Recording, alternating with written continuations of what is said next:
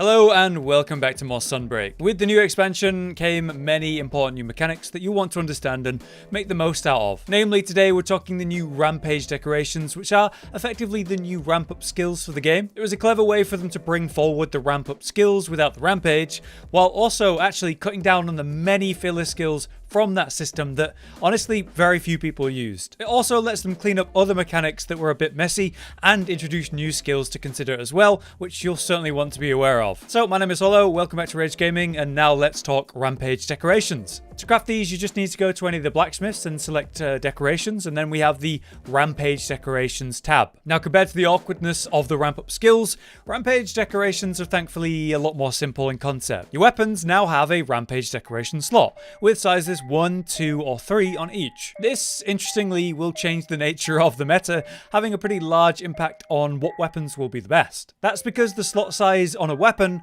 will either allow or prevent you from using those very important Rampage decorations. Some of these decorations are crazy, some of them are neat or useful, but on average though, you're going to look at 2 or even 3 slots that are going to be the best options. Meaning if your weapon of choice only has a 1 slot for its Rampage decorations, well, that might be a problem. It'd need to be a really good weapon to make up for that, or your Rampage decoration options as that weapon type just weren't good anyway. And I say that's unlikely. A good example of this would be the Nagakuga Dual Blades, which are an incredible option for your non-elemental damage builds. Sadly though, they only have the 1 slot for a Rampage decoration, meaning they might really not be as good anymore. Look at the Hellion Rampage decoration for Dual Blades. This is a nasty 3 slot to equip, but it massively improves the power of Dual Blades with the right pair. It means attacking in demon mode will increase our affinity, but double the sharpness degradation. I've worked around this by using a pair of Dual Blades with really good sharpness, and then also using skills alongside the new Dual Blades Silkbind that helps maintain my sharpness. So as you can see, I based my build around the insane potential of the Hellion skill, which comes from my Rampage decoration.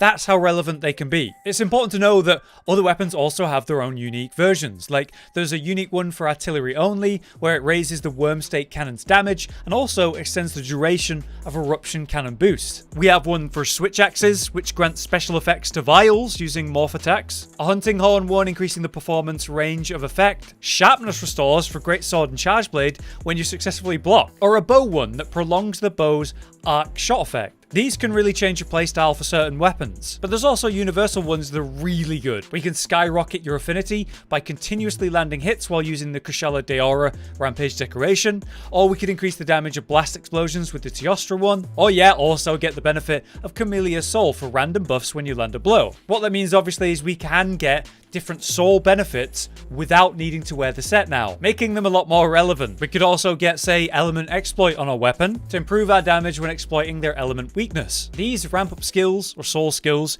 are much more relevant now, and we can work our builds around them. So it's very nice to have these in game. As you're playing through the first time though, you might be wondering, okay, what should I use? Unfortunately, I have 2 easy suggestions. When I was playing through early on, I immediately slotted in a Spirit Bird Duel, which is only a 1 slot, and that'll fit into any weapon. This would often increase the effect of Spirit Birds, meaning I would reach max temporary buffs every hunt. That's really nice for, say, Dual Blades, which I play, which are really stamina hungry. But you should certainly consider, even long term if you're not sure, the anti-specific monster type options we have. There's anti-air, anti-aquatic, anti-dragon, and anti-fang. Essentially, big damage increases against those types of monsters. It's as simple as slotting in, say, anti-air when you're about to hunt a flying monster. And now you just have better damage flat out against that type of monster. There's one that's less obvious because it seems to do quite a lot. It's anti-dragon. That one increases your damage against a lot of different types. It'll increase your damage against birds, flying, brutes, Piscine, Fanged, and Leviathans. But it does seem like you get a smaller damage bonus for the one that does so many compared to running one of the more specific ones, obviously. All of these are 2 slot decorations though, so should work with a lot of weapon options in the game as you complete your first playthrough. Finally, how do you actually unlock these decorations? Well, it's much the same as normal decorations. You just need to kill a certain monster for the first time in Master Rank, and then that unlocks the crafting of the associated Rampage decoration permanently. Now throughout this video, you'll have seen at the bottom of whatever decoration I was looking at, the forging material type. That is linked to the source of this decoration unlock. So to unlock, say, the Anti-Aquatic Duel, I need to kill a Master Rank Royal Ludroth just once. Therefore, my overall advice is to not slack on this, and make sure you just kill every monster in Sunbreak in Master Rank at least once, and then you get everything unlocked. As you can see, something as simple and lower level as, say, a Royal Ludroth rewards a very important decoration. In conclusion though, do not sleep on your Rampage decorations, they're pretty insane. Be sure to hunt every monster at least once to unlock everything, and also your basic decorations as well. Try to work something useful into your weapon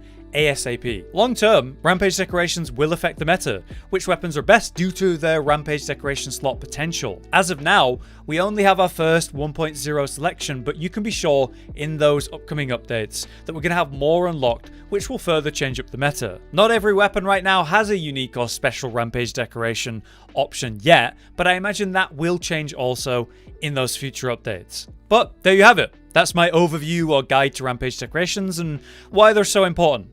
Personally, I quite like the system. I found the ramp up skill system very awkward at the best of times, especially when we were doing silly stuff like crafting an earlier version of a weapon, then upgrading it so we could get a certain ramp up skill on it. Either way, I hope this video helped you understand them, and if it did, please do drop a like on the video so we can keep making content like this for Sunbreak. Otherwise though, that is it for now. I've been Hollow, you've been you. Thank you very much for watching, and I'll see you next time. Josh, Cotton, and Hollow with the videos, dropping the humor like a hammer on your tippy toes, bringing entertainment on a daily arrangement to take our insanity and turn it into entertainment. Yes, I said entertainment twice, to reiterate that it is nice to look into your faces on a mostly daily basis when you let us in your homes to make the whole world a stage. Goodbye.